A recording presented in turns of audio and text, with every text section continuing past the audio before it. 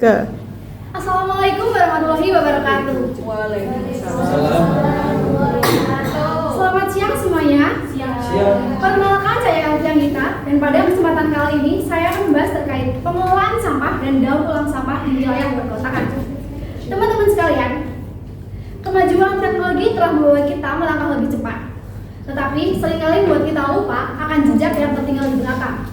Kalimat tersebut mencerminkan kondisi perkotaan saat ini, di mana pembangunan yang berjalan dengan cepat, aktivitas manusia yang sangat intens, dan pola hidup yang praktis sudah menjadi kebiasaan sehari-hari. Namun ada satu yang tertinggal di belakang, yaitu masalah sampah.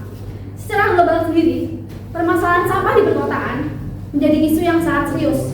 Menurut laporan dari World Bank, bahwasanya setiap tahunnya dunia menghasilkan kurang lebih 2 miliar ton sampah, dan angka tersebut diperkirakan akan terus meningkat hingga angka 4 miliar ton sampah pada tahun 2050 seiring dengan pertumbuhan penduduk dan urbanisasi.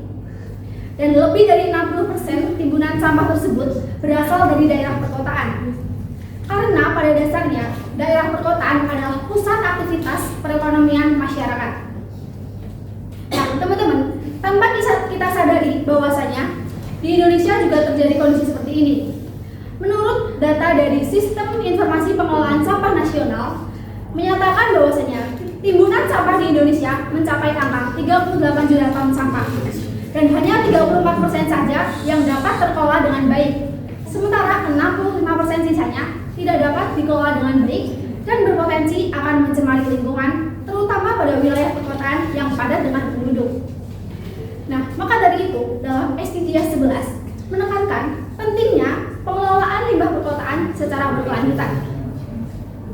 Karena kota yang berkelanjutan bukan hanya kota yang dilihat dari gedung tinggi ataupun infrastruktur yang modern, tetapi dari kota yang tidak meninggalkan masalah bagi generasi selanjutnya, dan kota yang mampu mengelola sisa aktivitas masyarakatnya secara bertanggung jawab melalui pengurangan, pemilahan, dan daur ulang sampah. Nah, di Indonesia sendiri permasalahan tersebut semakin parah karena rendahnya tingkat daur ulang sampah di Indonesia, di mana banyak sekali daerah perkotaan yang masih bergantung pada tempat pembuangan akhir atau TPA. Padahal nyatanya TPA sendiri hanya memiliki daya tampung yang sangat terbatas, dan hal tersebut jika terus dilakukan akan menjadikan dampak tersendiri dan memicu terjadinya bencana alam. Nah, untuk menanggulangi masalah tersebut, untuk menanggulangi ketergantungan tersebut, kita harus bergeser dari sekedar membuang menjadi mengelola. Dan kita sebagai generasi muda atau agent of change sangat berperan penting dalam hal ini.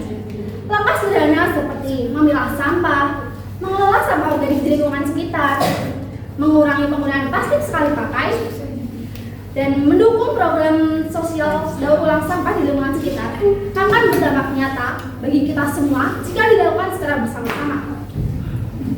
Maka dari itu teman-teman, mari kita ingat kembali bahwasanya apa yang kita buang hari ini tidak akan pernah benar-benar pergi, melainkan akan kembali kepada diri kita sendiri sebagai suatu masalah yang tidak dapat dihindari.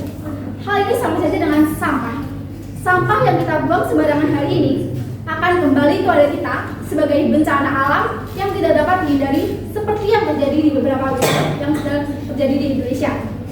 Maka dari itu teman-teman, kita perlu lebih baik dalam memperlakukan sampah demi terwujudnya kota yang layak huni, sehat, berkelanjutan, dan tangguh sesuai dengan tujuan dalam SDGs nomor 11. Baik, mungkin itu saja dari saya. Terima kasih. Wassalamualaikum warahmatullahi